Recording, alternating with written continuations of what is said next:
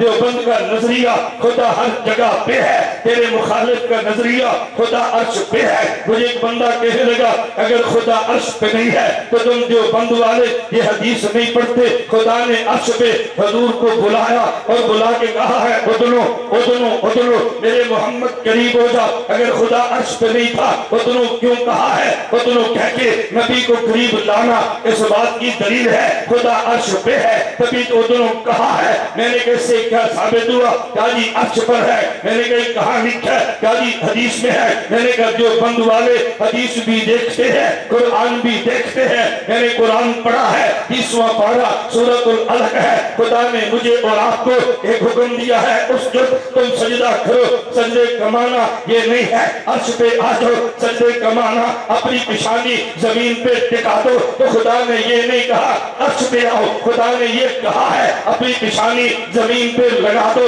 فرش پہ لگا دو۔ ہم پوچھتے ہیں اللہ اس پیشانی کو زمین پہ کیوں لگائے؟ ہمیں جواب ملتا ہے ایک طرف میرے قریب ہو جا۔ میں نے کہا حضور عرش پہ تھے، خدا نے ادنو کہا قریب ہو جا، میں فرش پہ ہوں، ہمیں ایک طرف کہا قریب ہو جا۔ اگر فرش پہ نہیں تھا ادنو کیوں کہا ہے؟ تو مجھے بتا فرش پہ نہیں تھا ایک طرف کیوں کہا ہے؟ ادنو بتاتا ہے خدا عرش پر بھی ہے، ایک طرف بتاتا ہے خدا فرش پر بھی ہے۔ فرق یہ ہے میرے نبی کی شان کے لائق عرش ہے، میری حیثیت کے مطابق فرش ہے، انہیں عرش پہ ادنو کہا ہے، مجھے فرش پہ ایک طرف کہا ہے۔